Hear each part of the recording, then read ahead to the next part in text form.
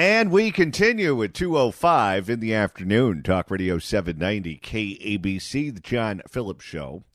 Mr. Randy Wangs in Culver City. Nicholas writes in at johnnydon'tlikeshow@gmail.com. He's listening online on the East Coast, and he says, the best thing about being in the Eastern time zone is I get to start drinking at the start of the John Phillips Show and not even feel bad about it.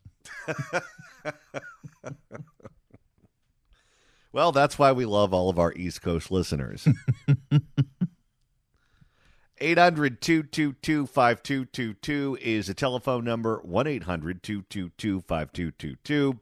It is a pleasure to welcome our next guest to the program. He is the congressman representing California's 5th Congressional District. That is Northern California, the suburbs of Sacramento. You can get him online at tommcclintock.com and follow him on X at Tom Mclintock. Congressman Tom Mclintock, welcome. Well, thanks for having me, John.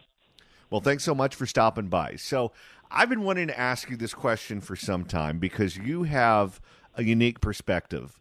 Being a federal office holder currently, before that you served in the California legislature in both houses, and before that you worked for Ed Davis, who represented the San Fernando Valley and suburban Los Angeles in the state legislature. So you know the state backwards and forwards. Everyone right now is watching the debacle take place on television. These fires that are ripping through Pacific Palisades, Altadena, Malibu, and tonight and tomorrow with the strong winds threatening even other communities. People are asking the questions as they see no water in the fire hydrants. They see erroneous text messages telling people to evacuate when they should not be evacuating. They see the fire department budget being cut. They see vegetation allowed to be dry and not get cut down and not get removed. Where did we go wrong? What is happening, and where do you see original sin? Well, as Obama was fond of saying, elections have consequences. And over the years, over the decades now, we've elected politicians with policies that have had a very detrimental effect on the management of our government. I mean, it can be a blessing. It can also be a curse. But it's always true that in a democracy, you get the government you vote for. And if it turns out to be a government you don't like, maybe that's nature's way of suggesting you'd be a little more careful about the votes you cast. I mean, that's what it comes down to. These are all policy questions. Fire is a natural condition. But how we protect ourselves from it, how we minimize it, that is a policy choice. And unfortunately, we've enacted policies at the local, state, and federal levels that have made the policies that worked impossible to continue. I'm not speaking of all the environmental laws that we've passed over the years that make it impossible for us to actively manage our public lands. Of all of the policies that contributed to this, which one would you change tomorrow if you were governor? Land management. Go back and look at the historical record. You'll find that prior to the modern era, California lost about 4.5 million acres a year to catastrophic fires. So none of this is new. But in the 20th century, we established land management agencies to do a little gardening. We auctioned off excess timber to logging companies who paid us to remove that excess timber. We leased public lands to cattle and sheep ranchers to suppress brush growth through grazing. We cut fire breaks to contain fires. We used herbicides to keep brush from residential areas. We put out fires before they could explode out of control. And all of those measures brought our fire losses from about 4.5 million acres a year to just 250,000 acres a year throughout the 20th century. But then we passed these environmental laws that have made permitting for these practices endlessly time-consuming and ultimately cost-prohibitive, so we stopped doing them. And lo and behold, in 2020, our fire losses were back up to 4.5 million acres a year. Now, that is not a new normal. That's the old normal returning. That's how nature gardens. Do you think, and this is speculation, but I'm curious to get your take on it, Do you think that voter-imposed term limits have had an impact on these policies, whereas before, if you planned on being the assemblyman for a community for your career, you might get blamed if something like this happens in your district. Yeah. But if you're going to be gone in 6 years or you're going to be gone in 12 years, you don't really know the subject backwards and forwards. You have a very superficial knowledge base on it, and you're not worried about the long-term consequences. You're worried about making it to the next office.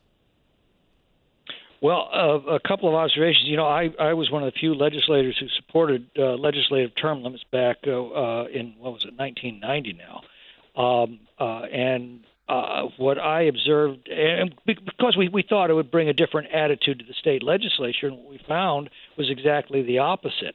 And one of the things that changed was, as you point out, legislators who would take a long-term view of things and ask themselves, well, this might be popular now, but how's it going to work out 10 years from now? Those questions stopped being asked. So, you know, I concluded over the years of experience with the term limits that they were a huge mistake. But I'll also say a lot of these laws were passed before term limits. A lot of these laws were passed in the 1970s. They were all well-intentioned. They all promised that they would improve our forest environment and our wildlands. And I think that after 50 years of experience with these laws now, we're entitled to ask, okay, well, how's the environment doing? And the answer is absolutely damning. Our forests have become morbidly overgrown. Once again, this is how nature gardens. An untended forest is no different than an untended garden. It's going to grow and grow until it chokes itself to death, and ultimately it's going to succumb to disease, pestilence, drought, and ultimately catastrophic wildfire. And our brushlands are very much the same. All of that excess vegetation is going to come out one way or another. We're either going to carry it out or nature's going to burn it out, but it's going to come out.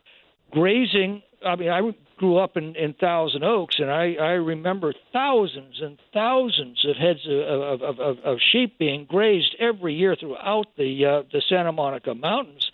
That kept the brush under control. We still had fires, but they weren't nearly as severe. But all of the environmental laws stopped all of those practices of land management, and so nature has to come in and clean it out the way nature does, and that is a brutal process. And we're relearning just how brutal it is.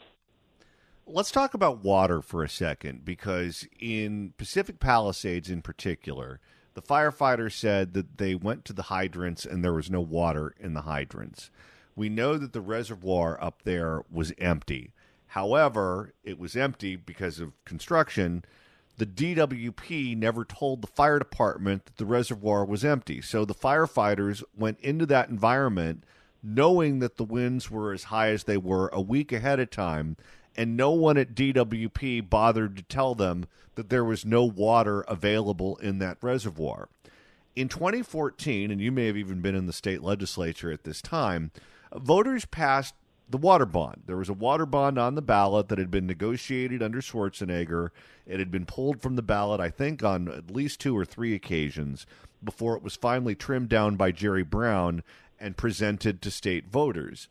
When you're in a one-party state and you're negotiating something like a water bond, that bond looked a whole lot like the infrastructure bill that Joe Biden put out that really wasn't an infrastructure bill at all. It was a bill of Democratic pork that went to all of their favorite constituencies. In the California water bond, Karen Bass, who was the speaker at the time, put in money for a park in her district in Los Angeles. Warren Buffett wanted and received $250 million in a bailout for one of his companies. And when you start, it wasn't just a. Go ahead. It wasn't just a bailout. That $250 million from that $5 billion bond was not used to build new dams. It was used to tear down 4 perfectly good dams on the Klamath River. People got exactly the opposite of what they were promised. And no new reservoirs have been built from that money that was allocated in that water bond so that we could trap and store water, because everything is gummed up in the administrative bureaucratic process.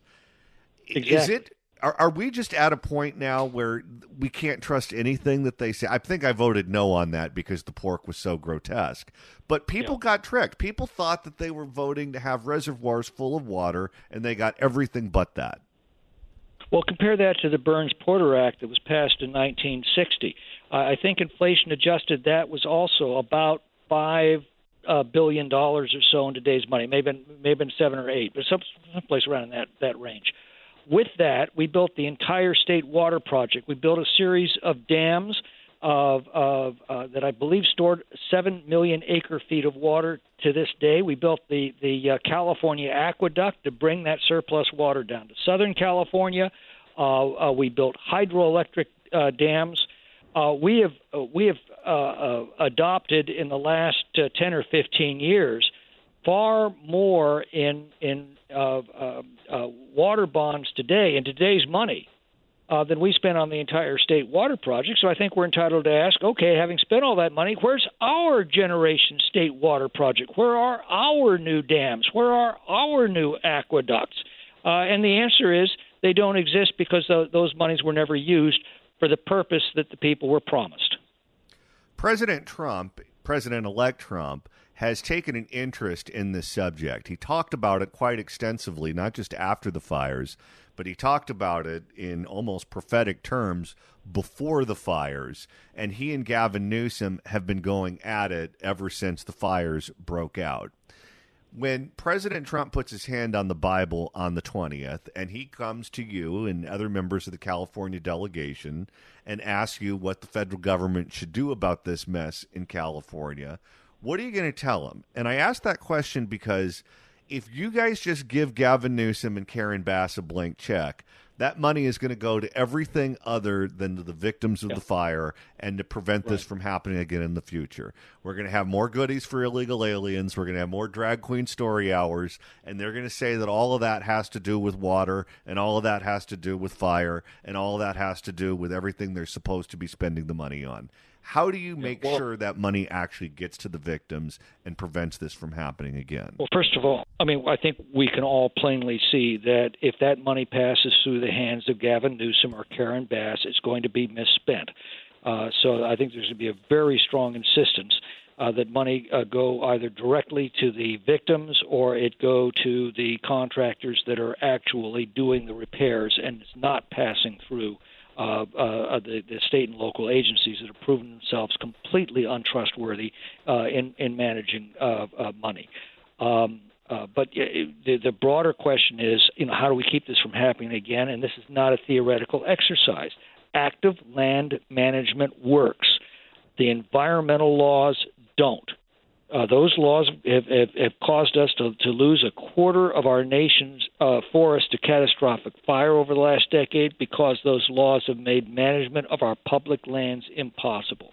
And that's what ultimately has to change. Now, by the way, we did that for the Tahoe Basin. We were able, it was my legislation that became part of the 2016 WIN Act, to provide a categorical exclusion from the National Environmental Policy Act for forest thinning projects in the Tahoe Basin up to about 10,000 acres. That was actually implemented.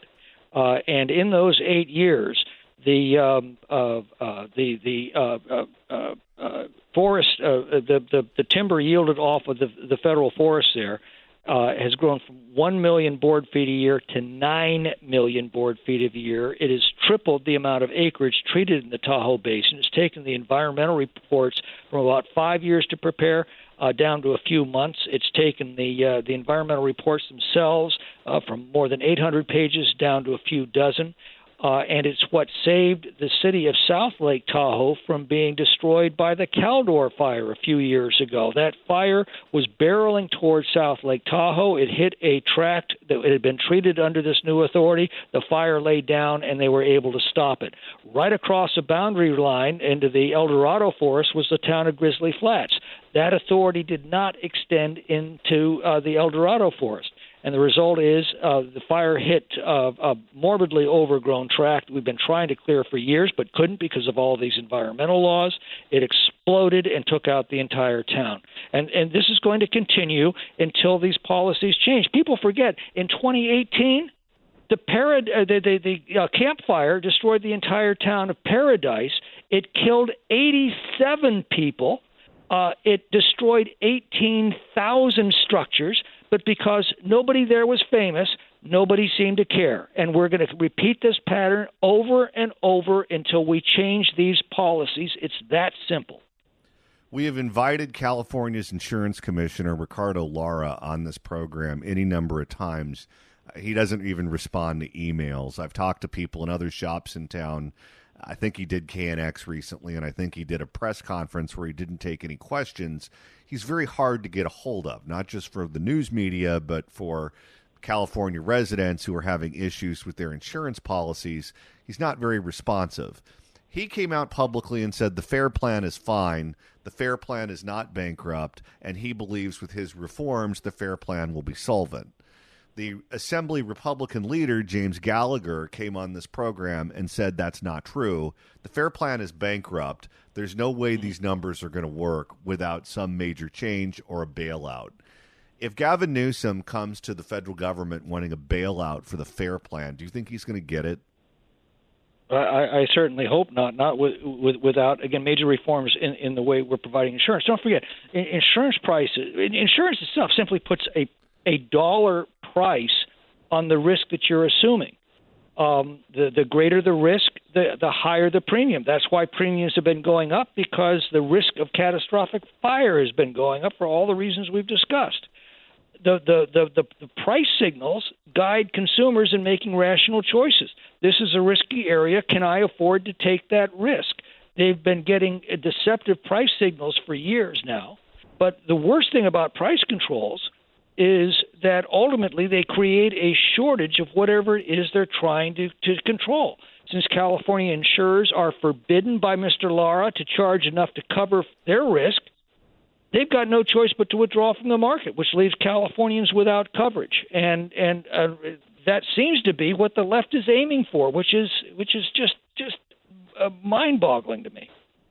Well, there are some estimates, I think it was KGO in the Bay Area, who said that insurance rates could go up by 40% statewide next year due to these fires, because the insurance companies are going to lose their shirt in the state. Yeah. Well, insurance companies don't make money not selling people insurance. They stop selling insurance when they're forbidden from charging enough to cover their risk. And that's what's happened in California. It's not complicated. And this is something human civilization has a lot of experience with price controls, and they always work the same way. They will always create a shortage of whatever it is you're trying to control, in this case, fire insurance. Last question before you go. The politics of all of this. We know that L.A. is a heavily Democratic city. They voted for Karen Bass over Rick Caruso in the last mayoral election. A lot of people who are partisan Democrats who voted for Karen Bass just had their homes burned down in a fire. They may be without a home or without the ability to rebuild their home for 3 to 5 years. Those are some of the estimates that people are getting whose homes burned down because of the regulations and just how long it takes, assuming they can get a contractor under contract. Do you think these people are going to start changing the way they vote? Or do you think that they're just going to buy into the theory that it was global warming's fault, and that's why all the erroneous text messages went out, and that's why the fire department got defunded, and that's why everything bad happened? No, I think people generally exercise common sense, particularly when they're paying attention, and I think that this crisis has gotten their attention. I mean, we've based our entire form of government on the assumption that when people are paying attention, they generally make pretty good decisions, and more than half of them are right more than half of the time. And I think we're about to see that occur throughout California. We've lived under these laws now for a half a century, and it's not just these; it's all the laws that have destroyed California as the ideal place to live. I mean, this used to be a truly golden state. People flocked to it from all over the country, all over the world. But if you look at the census data, people are now leaving in droves, and they're leaving for places like the deserts of Arizona and Nevada. Now, I cannot conceive of any act of God that could make California a less desirable place to live than the middle of the Nevada nuclear test range. Acts of God can't do that much damage, but acts of government can, and they have. And the good news is that we can change that the moment we summon the political will. And maybe this is the wake-up call that will do it. We shall see. California Congressman Tom Mclintock. You can follow him on X at Tom Mclintock.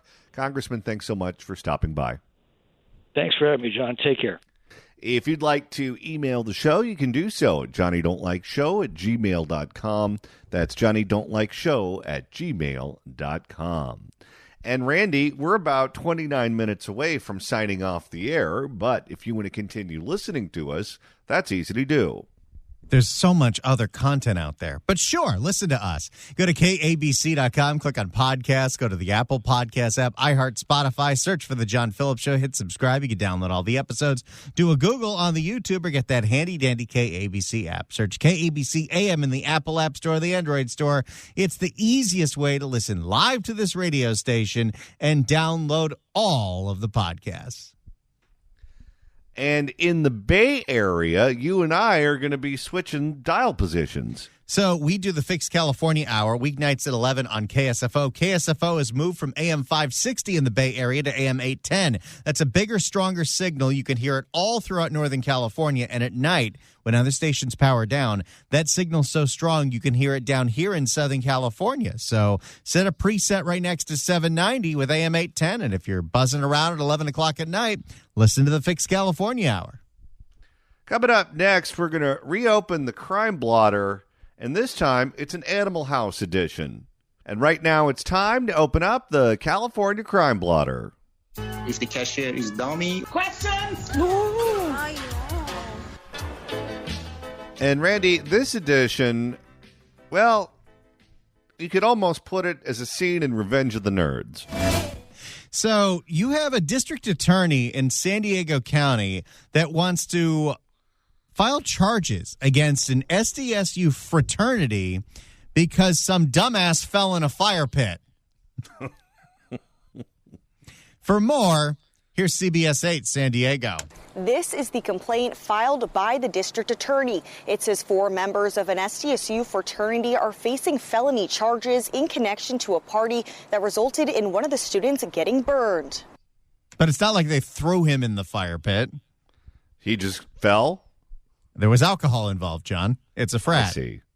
The complaint from the DA says it happened at a San Diego State Phi Kappa Psi fraternity party last February while the chapter was on probation by SDSU. It says fraternity member Lucas Cowling and pledges Lars Larson and Christopher... Not that Lars Larson.